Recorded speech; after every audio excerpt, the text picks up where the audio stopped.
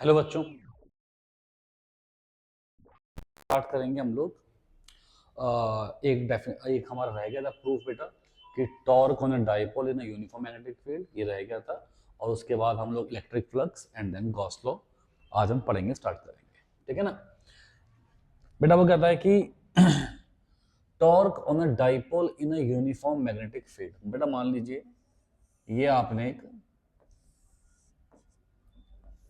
एक uniform magnetic field लिया।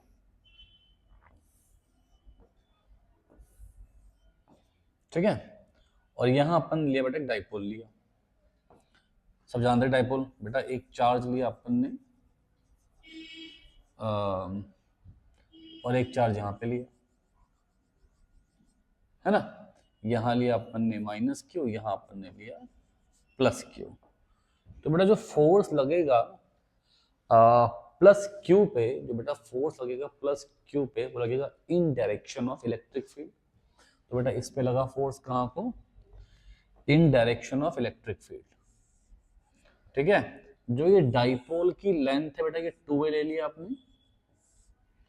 है ना बच्चे। और जो हमने मान लो इस डाइपोल को इस यूनिफॉर्म इलेक्ट्रिक फील्ड में एक एंगल थीटा पे प्लेस कर दिया, एंगल थीटा पे प्लेस कर दिया। अब बेटा यहां पे बात ये आती है कि ऑब्वियस सी बात है, अब देखें टॉर्क इफेक्ट क्यों आ रहा है। अगर ये एक मान लीजिए एक ये रॉड होती और दो एंड मास होते, एक को यहां खींचते एक को यहां खींचते, तो ये ऐसे घूमती ना रॉड बेटा, ये रॉड घूमती। ठीक है बेटा, तो अब ऐसे यहाँ पे एक प्लस चार्ज, यहाँ पे एक माइनस चार्ज है। इलेक्ट्रिक फील्ड की वजह से प्लस चार्ज फोर्स यहाँ को लग रहा है और माइनस पे फोर्स यहाँ को लग रहा है। माइनस फोर्स एक्सपीरियंस कर रहा है यहाँ को, और वो फोर्स क्या होता है बेटा, अपन जानते हैं ना, F equals to Q E, है ना। तो क्या आ गया? क्यू ई, ये फोर्स आ गया। यहां से ये F equals to Q E, ये फोर्स आ गया। इन दोनों फोर्स के बीच में ये जो डिस्टेंस है, ये हम बोलेंगे परपेंडिकुलर डिस्टेंस।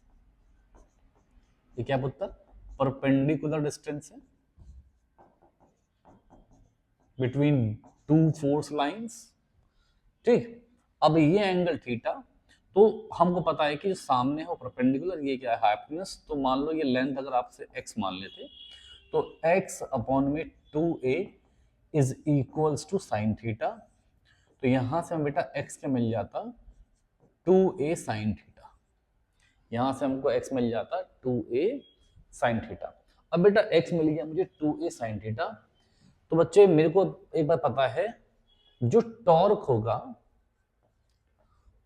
होगा आइदर फोर्स, कोई भी एक force, into perpendicular distance between two forces, into perpendicular distance between two forces. अब इन दो फोर्सेस के बीच में निकालना है क्या बेटा? Distance perpendicular. वो तो अपन निकाल चुके, कितना है? 2a sin theta. तो मैं कहूंगा जो टॉर्क है ना भाई, वो आइदर फोर्स, आपने फोर्स लिया QE, फोर्स लिया इनटू डिस्टेंस कैसा? Perpendicular, which is 2a sin theta. तो हमारे पास टॉर्क आ गया, टॉर्क आ गया कितना बेटा? 2, देखो 2AQ है बेटा, 2AQ E साइन थीटा। अपन सब जानते हैं ये 2AQ क्या होता है? डाइपोल मोमेंट होता है ना। तो टॉर्क जो आ गया वो आ गया PE साइन थीटा। तो बेटा इसीलिए जो टॉर्क की जो वेक्टर फॉर्म रहेगी वो रहेगी P क्रॉस E। ठीक है, और हम जानते हैं if theta is equals to 90 degree, अगर सीधे सीधे लगा दीजिए ऐसा, तो उस केस में इसमें जो टॉर्क है वो क्या आएगा? मैक्सिमम आएगा, टॉर्क मैक्सिमम होगा। और अगर थीटा बराबर आप 180 डिग्री बोल लें या आप बोल लें 0 डिग्री, ये एंटी पैरेलल पैरेलल दोनों में ही साइन की वैल्यू क्या होती है बेटा? 0 डिग्री होती है। और जहां पे है ना, सॉरी, साइन कितना होता है? 0 होता है, 180 डिग्री में भी और 0 डिग्री में भी। तो टॉर्क कितना हो जाएगा बेटा? 0 हो जाएगा। तो ये हमारा प्रूफ रह गया था कल, ये हमने देख लिया, सही है। तो अब हम स्टार्ट करते हैं फ्लक्स से। हाँ, तो बेटा स्टार्ट कर रहे हैं फ्लक्स। देखो फ्लक्स क्या है, पहले फ्लक्स क्या है समझिए। कोई मान लीजिए ये सरफेस है, कोई ये एरिया, इस एरिया से क्रॉस होने वाली, या आप कह सकते हो जैसे मान लीजिए मैंने कोई अगर ये एरिया बना दिया, ठीक है, यहां मैंने कोई एरिया लिया, इस एरिया से क्रॉस होने वाली नंबर ऑफ लाइंस को एक फिजिकल क्वांटिटी रिप्रेजेंट करती है। एरिया से है ना, कोई क्रॉस सेक्शन एरिया है, किसी क्रॉस सेक्शन एरिया से number of electric field lines कितनी पास कर रही हैं, इसको रिप्रेजेंट करने के लिए एक क्वांटिटी है, फिजिकल क्वांटिटी, जिसको हम लोग बोलते हैं इलेक्ट्रिक फ्लक्स, ठीक है ना। तो इसका मतलब ज्यादा नंबर ऑफ फील्ड पास करेंगी ज्यादा फ्लक्स हो गया, कम नंबर ऑफ फील्ड पास करेंगी तो कम फ्लक्स हो गया, इक्वल नंबर ऑफ फील्ड पास करेंगी तो इक्वल फ्लक्स हो गया, ठीक है, समझे बात को, समझ गए। अब देखिएगा उसके बाद जो फ्लक्स है वो कैसे काम करता है। जैसे मान लीजिए ये आपके पास एक लाइन है, ये आपके पास एक प्लेन है, ठीक है ना, ये आपके पास एक प्लेन है। मैंने कहा किसी एंगल पे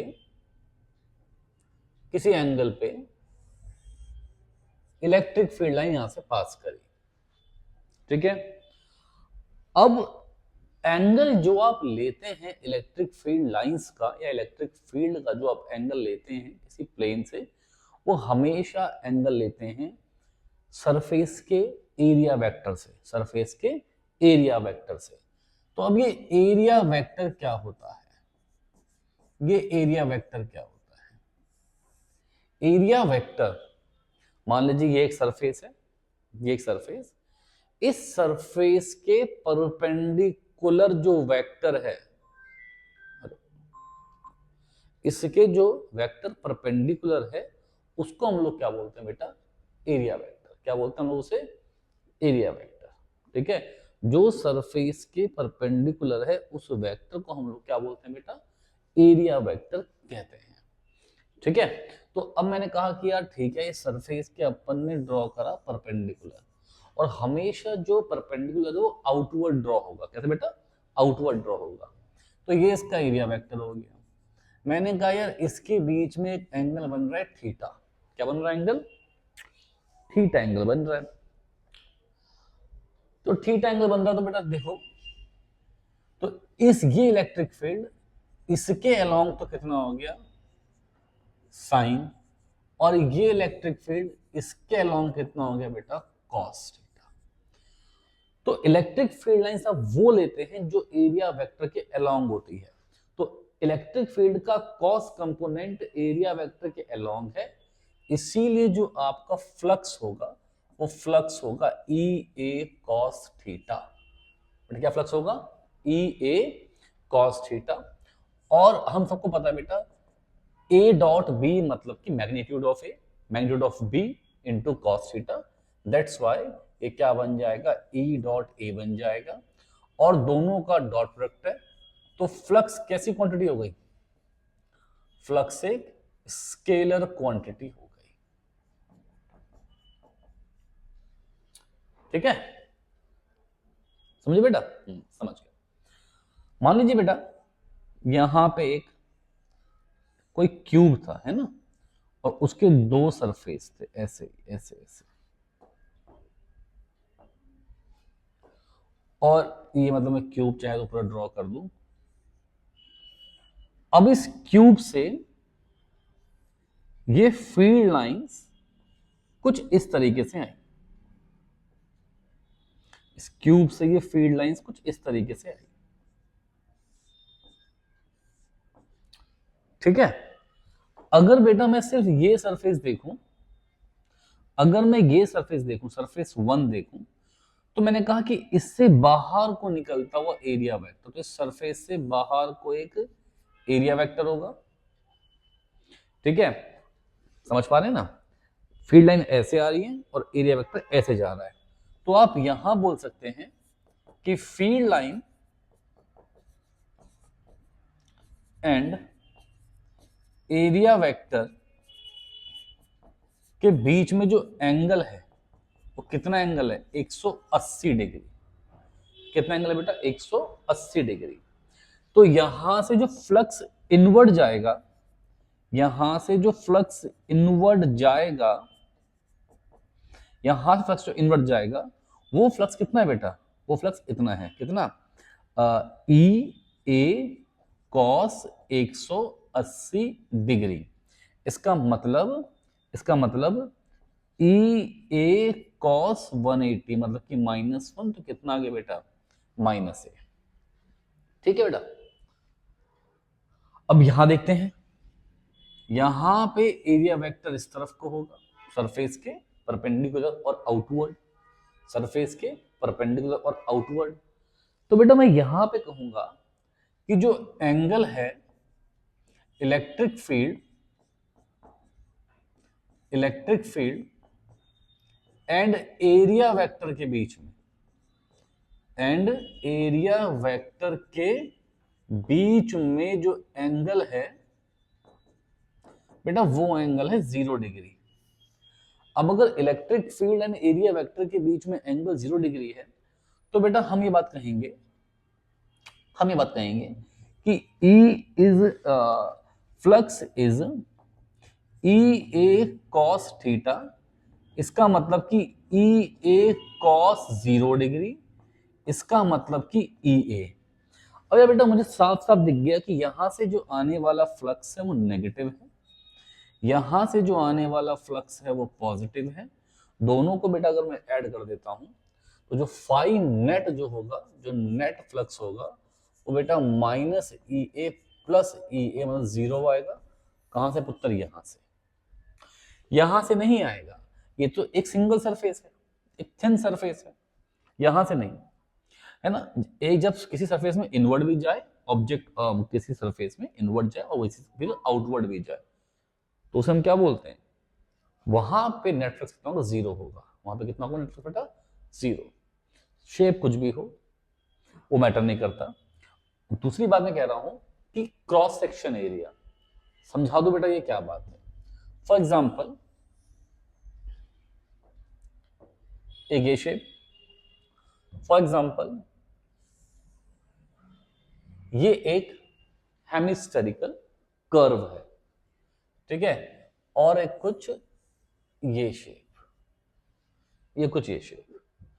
मैं कहूंगा यार ठीक है, और ये कुछ एजम्पशन मेरी ऐसी है समझाने के लिए कि ये जो एरिया है और ये जो एरिया है सेम बन रहा है। दूसरी बात ये था नहीं बेटा, ये था नहीं, इतना ही गिवन है, इतना ही गिवन है। अब यहां से फील्ड लाइंस गई और हमने माना कि जो फील्ड लाइंस है उनका जो एंगल है 0 डिग्री बन रहा है विद एरिया वेक्टर। अब उत्तर मेरे को बात समझ में अच्छे से आती है कि सर अभी हमने सीखा ई ए कॉस 180, सॉरी ई ए कॉस थीटा। अगर इसका कुछ रेडियस आप r मान लो, तो इसका मतलब ये हो जाएगा ई पाई आर का square into cos 0 degree. Cos 0 is 1, तो क्या बन जाएगा बेटा? E into pi R square. ये बेटा फ्लक्स बन गया, इससे पास करने वाला फ्लक्स बन गया। बेटा यहां से आपने देखा हेमिस्फेयर,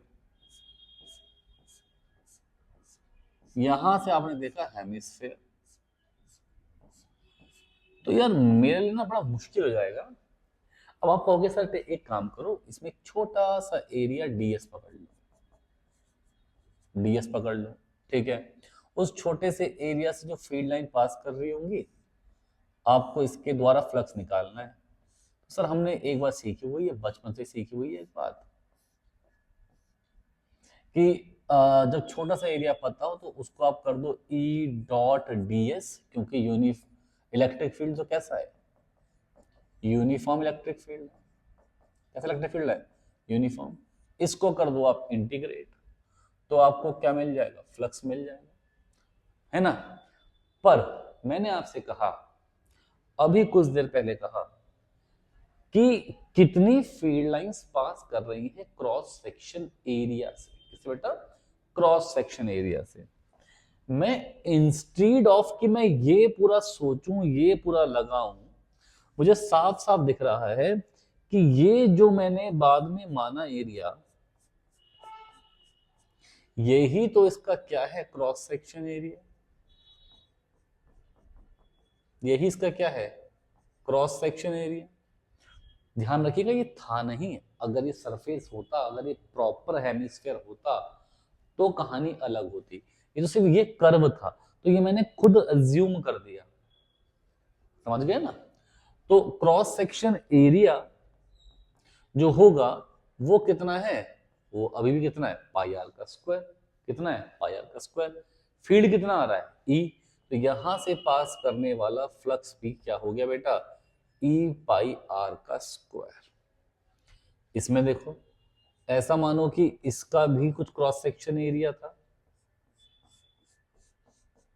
और उसका भी कुछ रेडियस क्या था, ए था। क्योंकि इसमें तो मैं बता ही नहीं पाऊंगा ना इसकी इक्वेशन क्या है, इसका एरिया क्या है, तो पहचान नहीं सकता मैं तो मेरे को पता है कि इसका क्रॉस सेक्शन एरिया क्या होगा, वो कुछ होगा पाई आर का स्क्वायर। तो यहां भी इस क्रॉस सेक्शन एरिया में जो एरिया वेक्टर है वो फील्ड लाइन से क्या है, पैरेलल है।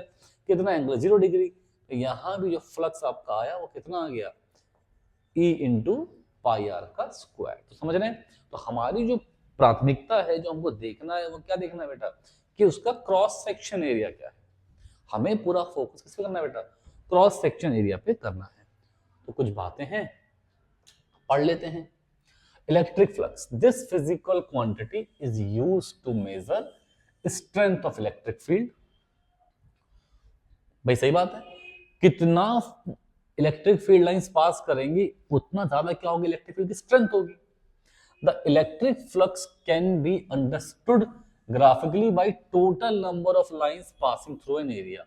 कितनी नंबर ऑफ लाइंस पास कर सकती हैं, भाई जैसे किसी का इलेक्ट्रिक फ्लक्स ज्यादा आ गया तो उससे ज्यादा फील्ड लाइन पास करेंगी, किसी का फ्लक्स कम आ गया तो उसमें से कम फील्ड लाइन पास करेंगी। किसी मतलब फील्ड लाइन आई और फिर बाहर चली गई, इनवर्ड भी हुई और आउटवर्ड भी हुई, तो जो आई वो बाहर चली गई, तो कितना फ्लक्स हो गया, 0 फ्लक्स हो गया। For an element D A, अगर कोई एलिमेंट मतलब ना छोटा सा वेक्टर ले लिया, डी ए वेक्टर ले लिया, तो उस केस में जो आपका बहुत छोटा फ्लक्स आएगा वो कितना आएगा, डी फाई। और फिर इस पूरे डी फाई को कर दो इंटीग्रेट, तो आपका बन जाएगा E vector dot D A vector का इंटीग्रेशन। देखो यहां लिखा हुआ है ना। फ्लक्स कैसी क्वांटिटी बेटा, स्केलर क्वांटिटी है। अब न्यूटन मीटर स्क्वायर पर कूलम, पर कूलम क्या होती है फ्लक्स की, ऐसा यूनिट होती है। इफ फील्ड इज यूनिफॉर्म, तो आप इस ई वेक्टर को बाहर कॉमन ले सकते हो और जो भी डी आएगा उसे आप लिख सकते हो। ठीक है बेटा, कब, जब इलेक्ट्रिक फ्लक्स क्या है, यूनिफॉर्म है। अभी तक मैंने इन सारे केसेस के अंदर में आप थोड़ा गौर करेंगे तो मैंने फ्लक्स क्या लिया हुआ है, यूनिफॉर्म इलेक्ट्रिक फील्ड यहां पे मैंने लिया हुआ है। ठीक है, सवाल देखते हैं। तो आपको ई वेक्टर दे दिया, आपको ई वेक्टर दे दिया, चलिए बढ़िया हो गया। आपको ए वेक्टर दे दिया, बहुत ही बढ़िया हो गया। कह रहा है कि देन फाइंड फ्लक्स। यार सिंपल सी बात है, फ्लक्स देखो ये भी कांस्टेंट, ये भी कांस्टेंट, कहीं कहीं वेरिएबल तो है नहीं, तो ये यूनिफॉर्म आ गया। और यूनिफॉर्म है तो ई डॉट ए क्या बेटा, ई डॉट ए, तो 2i cap plus 3j cap minus 5k cap dot 2i cap minus j cap minus k cap. I cap वाला बेटा आई कैप से इंटू होगा, जे कैप वाला जे कैप से इंटू होगा। तो स्पष्ट रूप से आप इसे बोल सकते हैं कि ये बन जाएगा 4, फिर -3 प्लस 5, तो 9 - 3 6, 6 बेटा, इनको डॉट पर आपने किया, न्यूटन सेंटीमीटर स्क्वायर पर कूलम।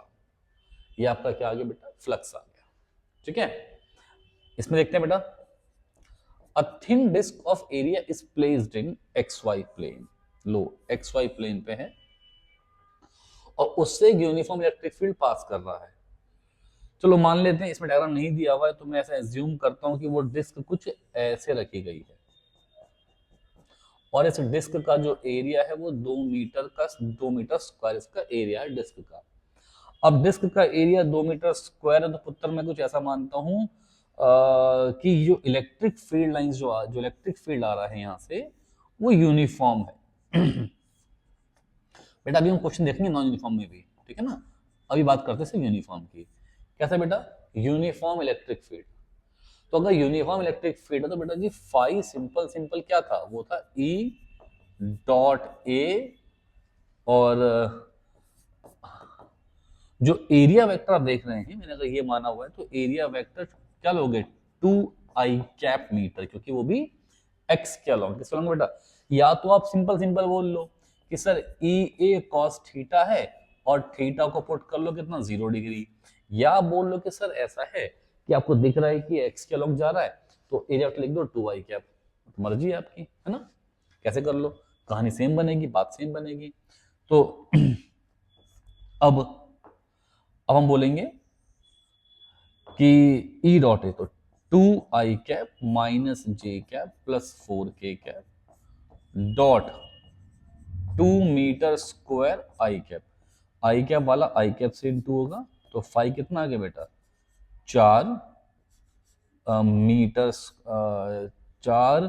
न्यूटन मीटर स्क्वायर पर कूलम। बेटा ये क्या आ गया आपका, क्या आ गया, ये फ्लक्स आ गया। ठीक है बच्चे, तो फ्लक्स समझ में आ रहा है सबको। तो अब ये आपके पास फ्लक्स का क्वेश्चन है, इसको आप सब बच्चे पर ट्राई करिए। तो बच्चों सबने सवाल ट्राई कर लिया होगा, तो अब हम इस सवाल को थोड़ा समझ लेते हैं, है ना, देखते हैं। आपने ट्राई कर लिया होगा, हम समझते हैं एक बार। यूनिफॉर्म इलेक्ट्रिक फील्ड आपको दिया हुआ है, जो इलेक्ट्रिक फील्ड है वो आपको दिया हुआ electric field 10i cap plus 5j cap, आपको ये फील्ड दिया हुआ है, ठीक है ना। चलिए हम मानते हैं कि हमारे पास ये एक यहाँ पे सॉरी यहाँ पे x, यहाँ पे y, यहाँ पे z। कहता आपसे कि find the flux passes through, कि अगर 10 मीटर स्क्वायर लाई करे XY प्लेन पे, ये लो बेटा ये रहा XY प्लेन और इस XY प्लेन पे ही पूरा एरिया आ गया। अब अगर XY प्लेन पे पूरा एरिया आ गया तो ना पहले तो दो तरीके से एक्सप्लेन करने के, मैं कहूंगा यार इलेक्ट्रिक फील्ड लाइन जो आ रही है वो एक तो आ रही है x से। अब देखो ऐसे आ रही है, यहां से इनवर्ड गई, यहां से आउटवर्ड गई, यहां का फ्लक्स नेगेटिव आएगा, यहां का फ्लक्स पॉजिटिव आएगा। दोनों को मैंने ऐड किया तो मेरा नेट कितना आ जाएगा, 0। ठीक है, यहां से फ्लक्स इनवर्ड गया, यहां से फ्लक्स आउटवर्ड गया, यहां से इनवर्ड गया, यहां से आउटवर्ड गया, यहां पे नेगेटिव आया, यहां पे पॉजिटिव आया, तो नेट कितना आ गया, 0।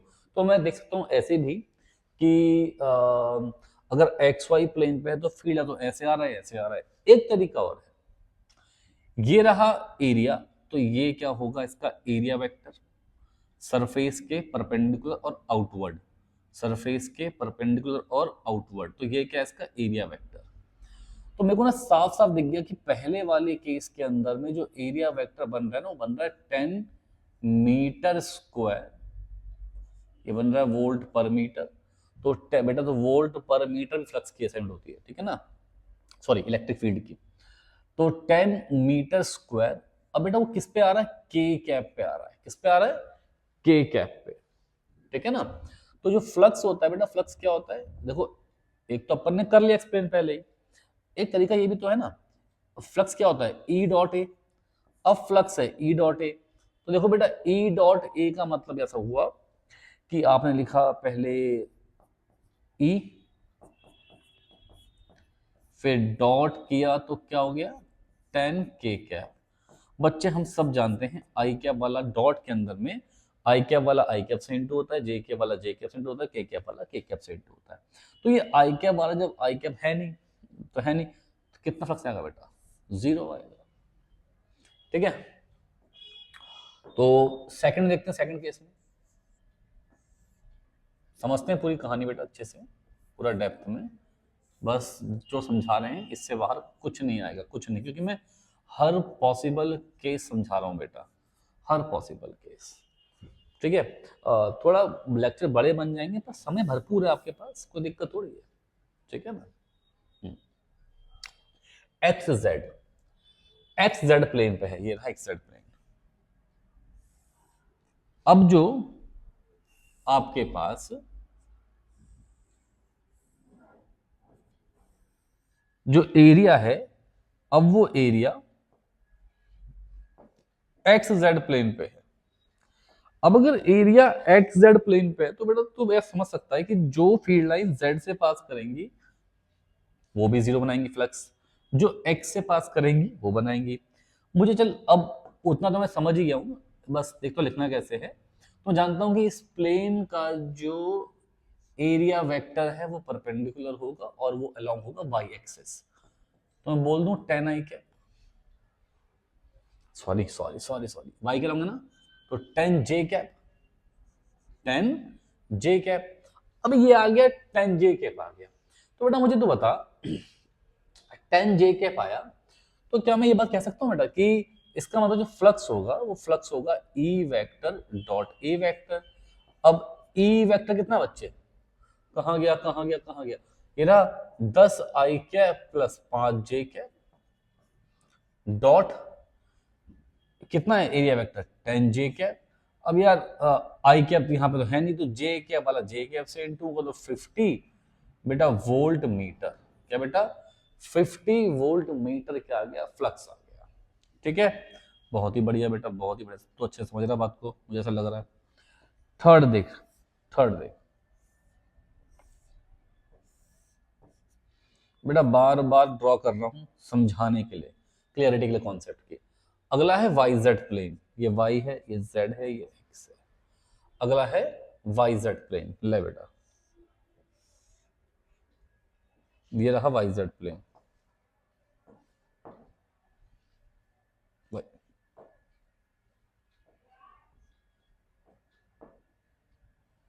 ये है वाई जेड प्लेन। देख क्या होगा, इसका जो एरिया वेक्टर है वो एक्स के अलोंग होगा, तो यहां बनेगा 10 आई कैप, बेटा क्या बनेगा यहाँ पे 10 आई cap.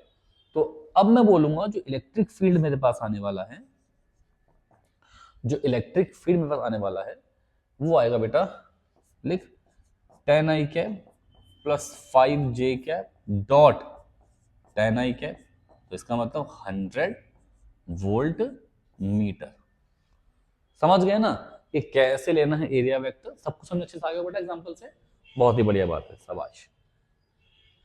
A spherical shell of radius r is spherical, ये ऐसा हेमिस्फेरिकल शेल है, शेल खाली है ना बेटा, ऐसा रखा हुआ है। ये तो बेटा अभी आपको सिखा चुका मैं कि इसके थ्रू आप एक क्रॉस सेक्शन एरिया मान लेंगे, ये cross section area pi R square है। बच्चे गलती कर देते हैं, सोचते हैं कि इससे इनवर्ट आया इससे आउटवर्ड आ गया, वो जीरो जीरो हो गया, ऐसा नहीं है बेटा, ये एक शेल है, हेमिस्फेरिकल शेल है। दूसरी बात है वो सोचते हैं कि इसका एरिया बन जाएगा 2 पाई आर स्क्वायर, इसका नहीं बेटा, कितना क्रॉस सेक्शन एरिया बन रहा है, कितना क्रॉस सेक्शन एरिया बन रहा है जहां से वो पास करेगा। तो जितनी फील्ड लाइन यहां से पास करेंगी उतनी ही फील्ड लाइन इससे पास कर जाएंगी, तो इसलिए इससे मिलने वाला फ्लक्स हो जाएगा सेम हो जाएगा, तो इसलिए फाई कितना हो जाएगा बेटा ई इंटू पाई आर का स्क्वायर। तो आपका जो फ्लक्स इसका आया वो आया ई पाई आर का स्क्वायर। अब बेटा ये सॉल्ड, ये क्या है सॉल्ड हेमिस्फेयर, तो जितनी इसमें से इनवर्ड गई बेटा उतनी ही इसमें से आउटवर्ड भी आई। तो बेटा इससे आने वाला फ्लक्स इनवर्ड था तो माइनस ई पाई आर का स्क्वायर, इससे आउटवर्ड आया तो E इंटू पाई आर का स्क्वायर। तो जो नेट फ्लक्स आया, वो आया minus E pi R square plus E pi R square, मतलब कि 0। तो यहां पे जो आपके पास नेट फ्लक्स आया बेटा कितना आया, 0 आया। ठीक है, समझ रहे हैं? चलिए, अब हम पे सवाल आ चुका है वेरिएबल जहां पे इलेक्ट्रिक फील्ड है इन टर्म्स ऑफ एक्स। तो इलेक्ट्रिक फील्ड एक्स मतलब आई कैप के अलोंग आ रहा है, मतलब एक्स के अलोंग इलेक्ट्रिक फील्ड आ रहा है। ऐसे यूनिफॉर्म तो बेटा नहीं है, वो तो मैंने बस बना दिया समझाने के लिए। ठीक है, तो आप ये बात देख सकते हैं कि यहां से और यहां से क्या हो रहा है, फील्ड लाइंस पास कर रही हैं। सर यहीं से क्यों लेंगे, देखते हैं। अगर आपने इस सरफेस को लिया, तो इस सरफेस का एरिया वेक्टर ऊपर, फील्ड लाइन जा रही है एक्स के अलोंग, एरिया वेक्टर है ऊपर, एंगल कितना है 90 डिग्री। तो जो फ्लक्स होगा वो होगा ई ए कॉस 90। इसका मतलब कि कितना फ्लक्स आ जाएगा, 0। किसके द्वारा, इस सरफेस, इस टॉप सरफेस के द्वारा। किसके द्वारा, टॉप सरफेस। जो हाल टॉप सरफेस का है वही बॉटम का, क्योंकि इसका भी तो फील्ड कहां को आएगा, सॉरी एरिया वेक्टर कहां को आएगा, नीचे को आएगा। इसका अगर एरिया वेक्टर नीचे को आएगा तो बेटा मुझे फिर से बात समझ में आती है कि इलेक्ट्रिक फील्ड लाइन जा रही थी एक्स के अलोंग। किसके अलोंग, एक्स के अलोंग। तो एरिया वेक्टर आपका कहां पर है, वो नीचे की तरफ को है। कितना एंगल बन रहा है, 90 डिग्री। तो यहां से भी कितना फ्लक्स आ गया, 0 ना, लिखा हुआ है। कुछ होता अगर जे क्या के क्या भी तो फिर ऐसा नहीं करता, सॉल्व करता। ठीक है, अब जो इनवर्ड फेस है, ये जो फेस है, ये इससे भी ऐसे एरिया वेक्टर, बाहर वाले का एरिया वेक्टर बाहर को, फील्ड लाइन ऐसे 90 डिग्री, अंदर वाले का एरिया वेक्टर अंदर को 90 डिग्री। तो इसका मतलब इस फेस 1 से और इस फेस 2 से मुझे इनसे ही फ्लक्स मिलने वाला है, इलेक्ट्रिक फील्ड जो है वो इस क्वेश्चन में एक्स के अलोंग बदल रहा है, तो जब एक्स 0 होगा तो फील्ड भी 0 होगा। जब आगे को आओगे तो इलेक्ट्रिक फील्ड बढ़ रहा है, फिर फील्ड बढ़ रहा है। तो यहां पहुंचे होंगे, मैं बात करता हूं फॉर फेस 1। जब फेस 1 के पास आप पहुंचे होंगे तो इस x की वैल्यू 1 हो गई होगी। कितनी होगी बेटा, 1 हो गई होगी। इस x की वैल्यू 1 हो गई होगी, तो जो इलेक्ट्रिक फील्ड है वो 1 का स्क्वायर, मतलब कि 1 न्यूटन मीटर, जो मानना है वो मान लो, है ना। तो मान लो, चलो वो मतलब ठीक है, इसमें कुछ लिखा नहीं तो आप भी कुछ मत लिखो, मतलब मर्जी है तुम्हारी, लिख लो चाहे वोल्ट पर मीटर लिख लो, वोल्ट पर मीटर। अब इस फेस का जो एरिया वेक्टर होगा वो तो बाहर को होगा, तो यहां पे जो फ्लक्स आएगा भाई साहब वो आएगा ई ए कॉस 180 डिग्री। तो यहां जो फ्लक्स आएगा बेटा वो आएगा ई ए, यहाँ पे -1। बेटा कितना एरिया है, देखो ना, साइड 1 है, देखा ना, क्यूब साइड 1 मीटर, साइड 1 है। तो बेटा इसका जो एरिया है ये एक स्क्वायर बन गया। तो एरिया तो आप देखते हैं कि ई कितना है, 1, ए कितना, साइड का स्क्वायर 1 का स्क्वायर, ये भी कितना आ गया 1, बाहर से -1। तो यहां कितना फ्लक्स आ गया, -1 वोल्ट मीटर। ठीक है, बहुत बढ़िया बात। अगर मैं बात करता हूं फॉर फेज 2, इस फेज 2 की बात कर लेता हूं, तो मुझे फेज 2 में दिख रहा है कि फील्ड लाइंस तो ऐसे ऐसे जा रही हैं। ठीक है, पर अब समस्या की बात है कि जो इलेक्ट्रिक फील्ड है वो एक्स की तरह से बदल रहा होगा। अगर एक्स बदलेगा, और एक्स क्या है, दूरी ओरिजिन से, अगर एक्स बदल रहा है तो इलेक्ट्रिक फील्ड भी बदलेगा। तो यहां जब पहुंचे तो उस एक्स की वैल्यू 1 थी, जब यहां पहुंचा फील्ड तो उस एक्स की वैल्यू 2 हो गई है। तो यहां पे जो इलेक्ट्रिक फील्ड आया वो आया 2 का स्क्वायर। इसका मतलब 4 वोल्ट पर मीटर। क्या इलेक्ट्रिक फील्ड? 4 वोल्ट पर मीटर क्या आया बेटा? इलेक्ट्रिक फील्ड आया। ठीक है ना? इसके बाद अब बात करते हैं बेटा, हालांकि इसने क्वेश्चन में लिखा हुआ था कि नहीं ठीक है, ई वाई ई जेड के अलॉन्ग जीरो फील्ड है तो वैसे जीरो बन जाएगा, पर नहीं बनता तो भी मैंने आपको बता दिया। ठीक है ना, क्योंकि इसने दिया नहीं हुआ। अब यहां पे जो एरिया होगा, एरिया सेम ही रहेगा 1 का स्क्वायर, पर जो फाई आ जाएगा, फाई आएगा ई ए कॉस 0 डिग्री। बेटा क्यों? क्योंकि अब एरिया वेक्टर भी यहाँ को है, फील्ड भी यहाँ को है, एंगल 0 डिग्री, तो यहाँ पे फाई कितना हो गया बेटा? इसे मैं फाई 1 बोलता हूँ, इसको मैं फाई 2 बोल देता हूँ। जो फाई 2 है 4 इंटू ए कितना हो गया? 4। तो बेटा अब जो नेट फ्लक्स आएगा, जो फाई नेट आएगा, वो 4 प्लस माइनस 1 कितना बेटा? 3 वोल्ट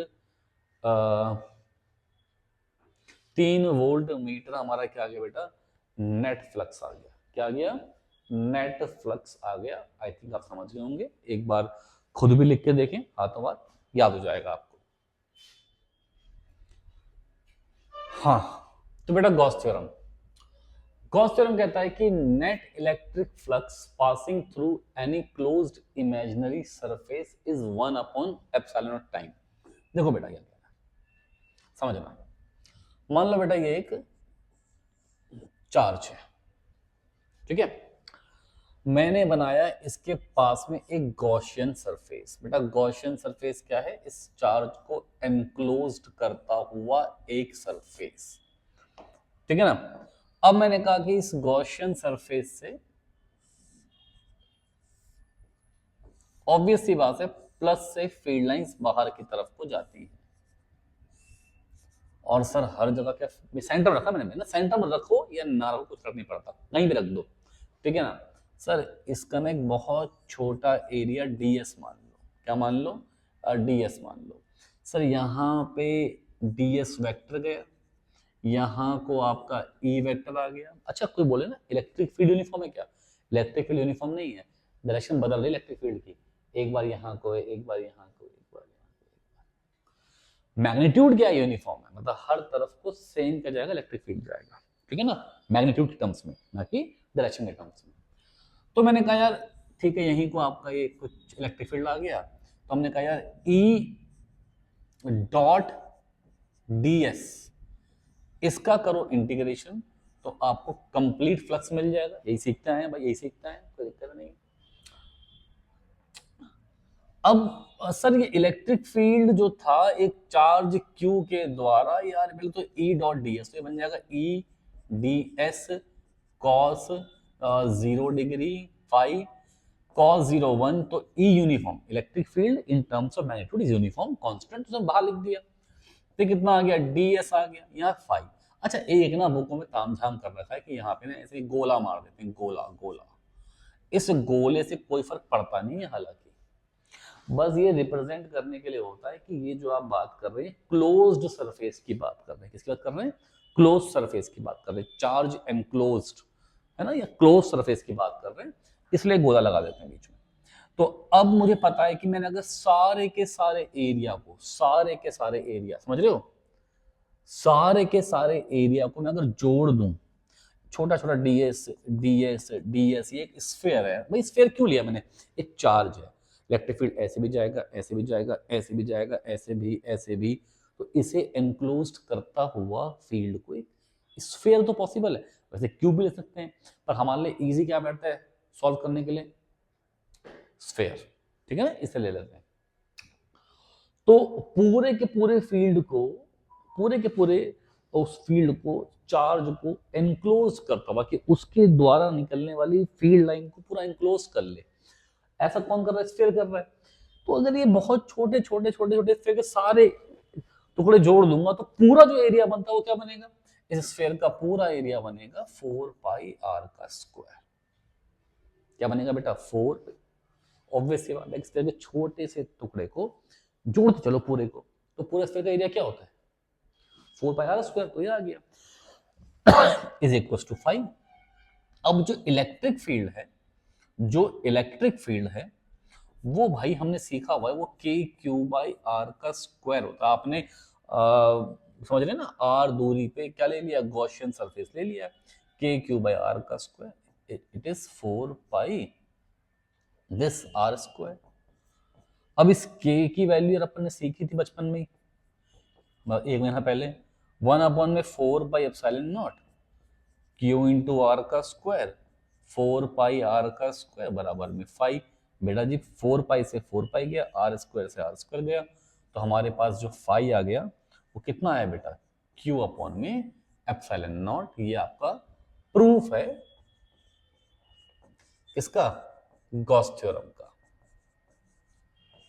ये हमने प्रूफ कर दिया गॉस थ्योरम को। सर इसका मतलब जो फ्लक्स था वो तो इंडिपेंडेंट ऑफ आर था, इसका मतलब यहां जो फ्लक्स आया वो क्या आ गया, इंडिपेंडेंट ऑफ आर आ गया। हाँ बेटा बिल्कुल सही बात है। तो देखना ये रहा प्लस चार्ज, तूने सरफेस ये लिया गॉसियन, और इससे कुछ फील्ड लाइंस पास कर रही हैं। फ्लक्स ये तो था कि बतागा कि कितनी फील्ड लाइंस पास कर रही हैं, तूने आर बढ़ा दिया, अरे अभी भी तो वही फील्ड लाइन पास कर रही हैं, फिर तूने आर बढ़ा दिया, अभी भी तो वही पास कर रही हैं। तो इसका मतलब जो फ्लक्स था, जो फ्लक्स बना, वो फ्लक्स इंडिपेंडेंट किसके हुआ बेटा, आर के। किसके इंडिपेंडेंट हुआ, आर के इंडिपेंडेंट हुआ। तो कहता है कि net electric flux passing through any closed imaginary surface is 1/ε0 time of total charge enclosed. Total charge enclosed, बेटा देख ये जो बाहर चार्ज है, ये जो बाहर चार्ज है, इसके द्वारा फील्ड लाइंस तो एंटर करेंगी, समझ रहा है बात को, फील्ड लाइंस तो एंटर करेंगी, पर जो एंटर करी वो एग्जिट करी, एक एंड नेगेटिव एक एंड पॉजिटिव, तो फ्लक्स बेटा 0 हो गया। तो यार जो चार्ज बाहर है, एक क्लोज्ड सरफेस के चार्ज जो बाहर है उसके द्वारा फ्लक्स कितना आ गया बेटा, 0 आ गया। जो चार्ज अंदर है, जो चार्ज अंदर है वो ही काउंट होगा। अब चार्ज कितना क्लोज्ड है, Q1 Q3 प्लस में इन्हें ऐड करा और Q2 माइनस करा, ये एनक्लोज चार्ज आ गया, इसको डिवाइड करा ε0 से, ये क्या आ गया बेटा हमारा टोटल फ्लक्स। क्या आ गया बेटा, टोटल फ्लक्स। ठीक है बेटा, समझ गए। Find total flux through a cube and flux through, ले बेटा एक क्यूब है,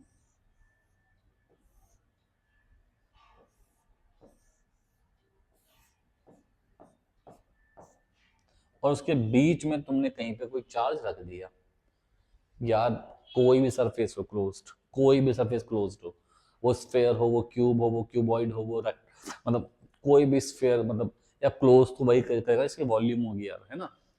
तो क्लोज कर दिया, तो इस केस में भी जो फ्लक्स आएगा वो कितना आएगा, Q/ε0।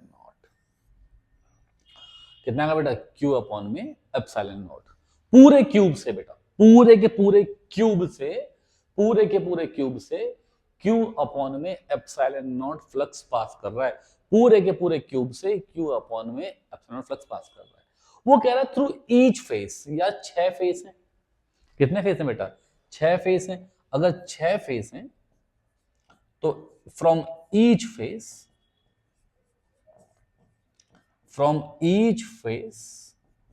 क्या आएगा बेटा, Q/6ε0। पूरे क्यूब से कितना कर रहा है, Q/ε0, और हर एक फेस से कितना कर रहा है बेटा, Q/6ε0। देख बेटा पहला सवाल ये रहा, है ना बेटा, बहुत ही इंपॉर्टेंट। मैंने जितने भी केस थे वो सब तैयार कर लिए हैं, तुम्हें समझ में आ गया, तुमने वो सब केस एक बार रिवाइज कर ली, याद कर लिए, समझ लिए, तो बेटा फिर उससे बात कुछ नहीं आने वाला। ये जो चार्ज है पहले पार्ट में बेटा, ये first second third fourth question है आपके लिए। पहले क्वेश्चन में जो चार्ज है वो एक फेस पे है, चार्ज एक फेस पर है। बेटा चार्ज अगर एक फेस पर है ना बेटा, अगर चार्ज एक फेस पर है ना यार, तू पता क्या बोलेगा, सर इसका मतलब मान लो ये एक फेस है, जिस फेस पे चार्ज है ये वाला फेस है। सर ये रहा भाई फेस, कौन सा, आ, हम्म सर ये फेस था, मैंने यहां चार्ज लगा दिया। इसका मतलब, इसका मतलब ये हुआ कि, समझना है ना, मान लो एक थिन शीट है, यहाँ पे मैं चार्ज लगा दी, तो उस चार्ज का आधा हिस्सा इस तरफ है, चार्ज का आधा हिस्सा इस तरफ है। इसका मतलब वो चार्ज आधा इस क्यूब के अंदर है, आधा इस क्यूब के अंदर है। समझ रहे हो, चार्ज बहुत पतली सी शीट थी बेटा, आपने चार्ज लगा दिया, ये चार्ज लगा दिया, मान लो बॉल होती, बॉल लगा दी, आधी बॉल इस तरफ है, आधी बॉल इस तरफ है। ठीक है, तो इसका मतलब मुझे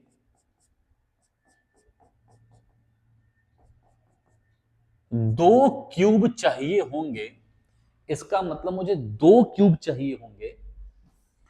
तो टू क्यूब्स, पहले में required, two cubes required to enclose complete charge.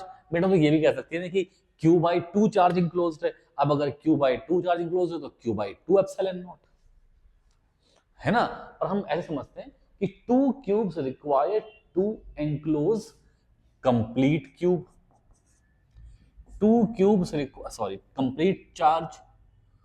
अरे यार, दो क्यूब की रिक्वायरमेंट है कंप्लीट चार्ज को एंक्लोज करने की, दो क्यूब्स की रिक्वायरमेंट है कंप्लीट चार्ज को एंक्लोज करने की। तो इसका मतलब फ्लक्स जो है फ्रॉम टू क्यूब्स, दो क्यूब ने पूरा चार्ज एंक्लोज कर दिया, तो दो क्यूब से जो फ्लक्स आएगा वो आएगा क्यू बाई एप्सिलॉन नॉट। जो स्पेस पूरे चार्ज क्यू को एंक्लोज कर दे, जो स्पेस पूरे चार्ज क्यू को एंक्लोज कर दे, उसमें से Q by epsilon not flux pass करता है। तो इसमें से इतना फ्लक्स पास करा। अब मैं कहता हूं कि फ्लक्स फ्रॉम ईच क्यूब, तो फ्लक्स फ्रॉम ईच क्यूब, अब यार ईच क्यूब से कितना फ्लक्स पास करेगा यार, दो से अगर इतना कर रहा है तो एक से तो उसका हाफ करेगा ना, तो कितना हो गया बेटा, Q by two epsilon not, Q by two epsilon not. अब देख सेकंड क्वेश्चन, अब सोच, सोच बेटा,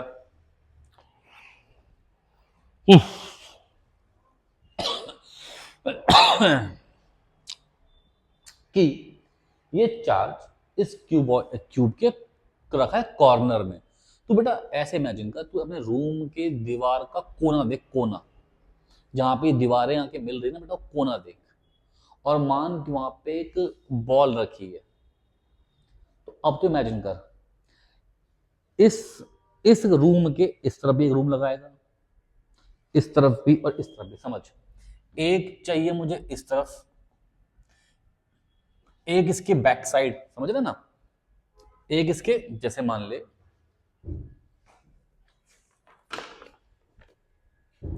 मान ली यहां पे ये चार्ज रखा है, यहां पे चार्ज रखा है, अब वो चार्ज कुछ हिस्सा इसके अंदर है।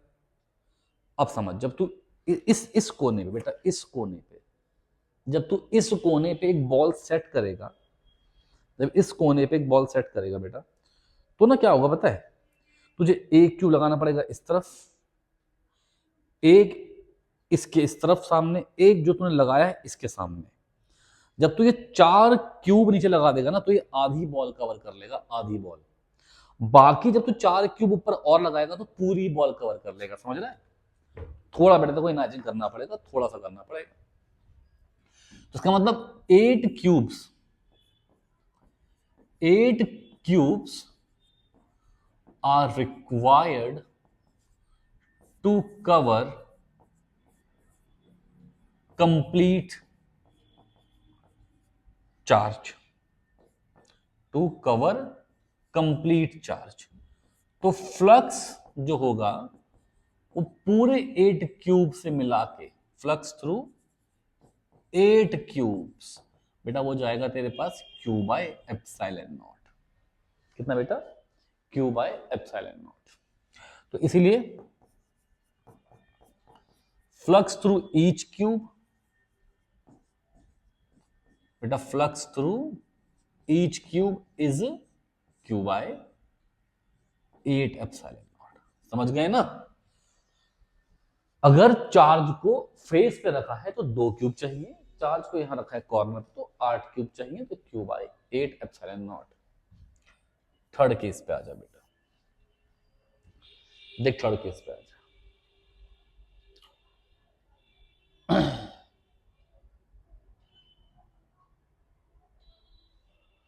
अब ना मेरे ख्याल से ये 2 क्वेश्चन तो पूरे हो गए बेटा क्यूब वाले, है ना? वो कह रहा है कि बेटा इससे कितना फ्लक्स पास करेगा, इससे कितना फ्लक्स पास करेगा। तो ये फर्स्ट एंड सेकंड के लिए क्वेश्चन बन गया पुत्र, है ना? अब बात करते हैं इस फेज से कितना फ्लक्स पास करेगा, इस फेज से कितना फ्लक्स पास करेगा, इस फेज से कितना फ्लक्स पास करेगा। सोच बेटा, तेरे को ये चार्ज इससे a/2 ऊपर है, तुझे इस चार्ज को एंक्लोज करने के लिए, अब समझ ये सरफेस था, है ना? ये सरफेस था, यहां पर तूने चार्ज रख दिया बेटा, यहां तूने चार्ज रख दिया, चार्ज रख दिया। अब कहेगा सर दीवार एक यहां से लगाओ, एक यहां से, एक यहां से, एक यहां से, एक यहां से, 5 दीवार लगाई, 5 दीवार लगाई, और छठी ये रही, 5 लगे, छठी ये रही। तो सर इसका मतलब मैं इस पे पूरा क्यूब बना दूंगा, मैं इसे पूरा क्यूब बना दूंगा, और कंप्लीट क्यूब जो है, कंप्लीट क्यूब जो है, उस कंप्लीट क्यूब से Q by epsilon not flux pass करेगा। सर आपने पूछा है उस क्यूब के सिर्फ एक साइड से, एक फेस से, तो इसका मतलब उस क्यूब के किसी एक फेस से, फ्रॉम गिवन फेस या from given surface, from given surface Q by 6 epsilon naught, Q by 6 epsilon naught जो है फ्लक्स पास करेगा। ठीक है बेटा, गिवन सरफेस से Q by 6 epsilon naught pass करेगा। बेटा इसको ट्राई कर जल्दी से, फिर मैं बताऊंगा। ठीक है बेटा, तूने ट्राई कर लिया होगा, तो ट्राई करके देख, अब समझ। मैंने कहा एक बात समझिए, ये एक सरफेस है, इस सरफेस पे तूने यहां पे रखा है चार्ज। देख अगर ये पूछता क्यूब से तो भैया फिर तो Q बाय 8 होता, है ना? क्लियरिटी के लिए मुझे ऐसे भी 2-3 क्वेश्चन और करा दूंगा बढ़िया वाले, टेंशन नहीं, बिल्कुल भी। तो देख बेटा कि अब ये मान ले प्लस चार्ज, तो इससे कुछ फील्ड लाइंस ऐसे ऐसे ऐसे, और कुछ बेटा ऐसे बाहर को भी जाएंगी, कुछ यहां को भी जाएंगी, कुछ ऊपर को भी जाएंगी, और इससे ऐसे पास करेंगे। और बेटा ये एक पूरा सरफेस रहेगा, ये एक पूरा सरफेस है बेटा। इस सरफेस का जो एरिया वेक्टर है वो ऐसे है, तो एरिया वेक्टर इस चार्ज से जितनी भी फील्ड लाइंस, इस चार्ज से जितनी भी फील्ड लाइंस इस प्लेन पे जाएंगी बेटा, क्योंकि वो क्यूब नहीं पूछ रहा है, यहाँ का क्यूब तो सिर्फ 1 और 2 के लिए था, अब वो जो सरफेस थी उनसे पूछ रहा है। तो इस सरफेस पे जितनी फील्ड लाइन जाएगी उन सब पे जो एरिया वेक्टर होगा वो परपेंडिकुलर होगा। एरिया वेक्टर क्या होगा बेटा? परपेंडिकुलर। तो इसका मतलब फील्ड, इलेक्ट्रिक फील्ड लाइंस और एरिया वेक्टर के बीच में एंगल बनेगा 90 डिग्री। तो सोचना यार, ये है प्लेन, ये रहा, ये है प्लेन, ये है प्लेन। इस प्लेन पे लगातार लगातार लगातार सारी फील्ड लाइन यहीं पर है, यहीं पर है। अरे यार यहीं पर है, यहीं पर है, यहीं पर है, सॉरी। इसके ये रहा इसका एरिया वेक्टर। तो इस प्लेन पे लाई करने वाली हर फील्ड लाइन पे ये एरिया वेक्टर क्या है, परपेंडिकुलर। तो बेटा यहां से ना तू एक बात समझ, जिन सरफेस पे, जिस सरफेस पे, भाई यार, जिस सरफेस पर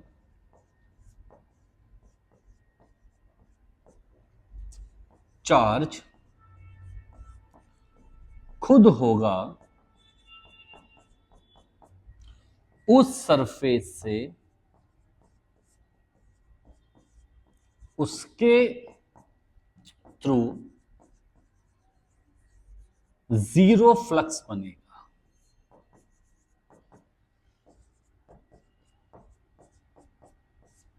तो यहां पे ये सरफेस पे चार्ज आ गया, तो बेटा इससे कितना फ्लक्स बना, जीरो। मैं तुझे थोड़ा और समझाता हूं एग्जांपल देके। जैसे कि मान ले कि तूने बेटा क्यूब मान लीजिए, ये क्यूब माना। अभी जब अपन ने क्वेश्चन करा उस पर थोड़ा सा और करेंगे हाईलाइट।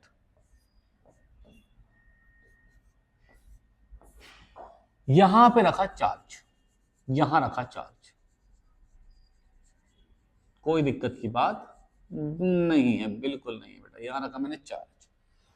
अब लगा यार सर अभी आपने बताया कि इस, तो मतलब इसका मतलब ये हुआ कि flux through cube, flux through cube is Q by 8 epsilon not, क्योंकि इस चार्ज को कवर करने के लिए हमें 8 क्यूब चाहिए, तो एक क्यूब से Q by 8 epsilon not, Q by 8 epsilon not flux pass करेगा। सर यहां से कितना फ्लक्स पास करेगा, कहां से, यहां से, भैया शिट,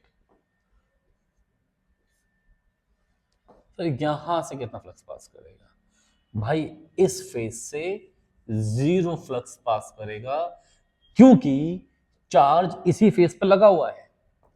इस फेज से भी जीरो फ्लक्स पास करेगा, क्योंकि चार्ज यहां पे लगा हुआ है। अब देखना, इसका मतलब कि अगर यहां पे चार्ज है, यहां पे चार्ज है, तो ये टॉप सरफेस पे, इस सरफेस पे और इस सरफेस से कोई फ्लक्स पास नहीं करेगा, कोई फ्लक्स नहीं आएगा।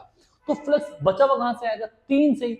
इसका मतलब ये जो Q by 8 epsilon not flux pass कर रहा है ना भाई, ये ना बस 3 से पास कर रहा है, समझ रहे हो, कुछ ऐसी फ्रंट में भी होगा ना उससे, ठीक है। तो जब मैं कहूंगा कि फ्रॉम ईच फेस या फिर ईच फेस, तो अब कहो सर कहीं पे जीरो है, कहीं पे पास कर रहा है क्या, जब पूछ रहा है कितना फ्लक्स पास कर रहा है, तो जहां से पास कर रहा है उसका पूछ रहा है। तो एक फेस से भाई, तीन फेस से, तीन फेस से क्यू बाई 8 एप्सिलॉन नॉट पास कर रहा है। क्या कहा, पूरे क्यूब से भी कितना कर रहा है, क्यू बाई 8, पर उस क्यूब के 3 फेस ऐसे होंगे जिनसे हम फ्लक्स क्या मानेंगे, जीरो मानेंगे, क्योंकि उन 3 पे चार्ज लाई कर रहा होगा। तो इसका मतलब 3 फेस से क्यू बाई 8 एप्सिलॉन नॉट, तो एक फेस से क्यू बाई 24 एप्सिलॉन नॉट। समझे, चलो एग्जांपल एक और लो। मानो इस क्यूब के, अब यार फेस पे, इस क्यूब के फेस पे, अब फेस पे लाई कर रहा है। अभी अपन ने देखा अगर फेस पे लाई करता है चार्ज, तो पूरे क्यूब से Q by 2 epsilon not flux pass करता है। कितना बेटा, Q by 2 epsilon not flux pass करता है। तो यार बेटा अब एक फेस से पास नहीं कर रहा होगा, तो इसका मतलब 5 फेस से पास कर रहा होगा ना ये, क्योंकि जिस फेस पे चार्ज है उस फेस से फ्लक्स होगा ही नहीं, जिस फेस पे चार्ज है उस फेस पे फ्लक्स होगा ही नहीं, तो बचे 5 फेस से फ्लक्स होगा, क्यू बाई एप्सिलॉन नॉट। तो from each face, sorry Q by epsilon naught, तो फ्रॉम ईच फेस कितना होगा बेटा, क्यू बाई 10 एप्सिलॉन नॉट। कितना होगा बेटा, क्यू बाय 10 एप्सिलॉन नॉट। ठीक है, मान ले तो ये दे, अरे थोड़ा दिमाग चला ली बस, इससे ज्यादा मैं सारे केस करूंगा डिस्कस बेटा, सारे केस जिसका दिमाग ना चलता हो वो भी अगर याद कर ले कहानी बन जाए। मान ले इस एज पे है, चार्ज कहां पर है, एज पर, चार्ज है एज पर। ले बेटा तेरे सामने मैंने एज लिया है, इस पे है, फेस पे नहीं है, बीच में नहीं, एज पे है। अब तो सोच, ये एज पे है तो कितने क्यूब लगाएगा, एक यहां लगाएगा तो ये इसका कवर, अब ऊपर का आधा रह गया तो एक यहां पे एक यहां पे, तो 4 क्यूब क्या कर रहे होंगे, अगर एज पे है तो 4 क्यूब क्या कर रहे होंगे, तो 4 क्यूब रिक्वायर्ड है टू कवर